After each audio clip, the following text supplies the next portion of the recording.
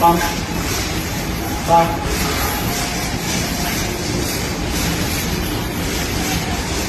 Rallenta la discesa.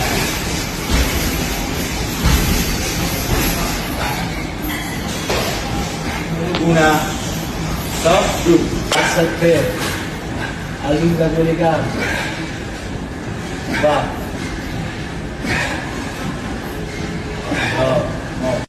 Herkese merhaba arkadaşlar, kanalıma hoş geldiniz. Yepyeni bir videoyla karşınızdayım. Başarılı ve karizmatik oyuncumuz Can Yaman'dan yepyeni görüntüler geldi.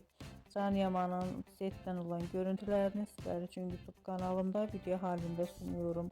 Umarım beğenirsiniz. Arkadaşlar, videomu beğendiyseniz kanalımı izlemeyi ve bildirim butonuna basmayı unutmayın. Şimdilik benden bu kadar olsun. Yeni videomuzda görüşmek üzere. Hoşça kalın.